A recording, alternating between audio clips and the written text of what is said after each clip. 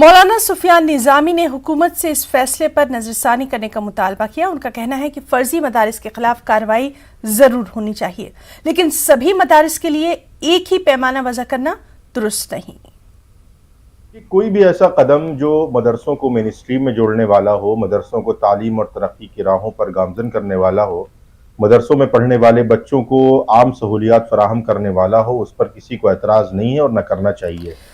جو مدرسے فرضی ہیں ان مدرسوں کو بند کیا جائے، جو مدرسے فرضی طریقے سے انودان لے رہے ہیں ان مدرسوں کی بھی نشاندہی کی جائے، ان پر بھی تالا ڈالنے کا کام کیا جائے۔ لیکن یہ جو فیصلہ کیا گیا ہے کہ آگے سے کسی بھی مدرسے کو انودان نہیں دیا جائے گا، مجھے لگتا ہے کہ اس پر سرکار کو، حکومت کو نظر ثانی کرنے کی ضرورت ہے،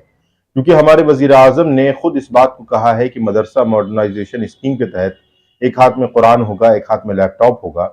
تو بجائے اس کے کہ مدرسوں کو اور ماڈرنائز کیا جائے، مدرسوں کو اور تعلیم اور ترقی کی راہوں پر گامزن کیا جائے، اس کے بجائے اگر یہ فیصلہ کر دیا جائے کہ کسی بھی مدرسے کو آگے سے انودان نہیں دیا جائے گا،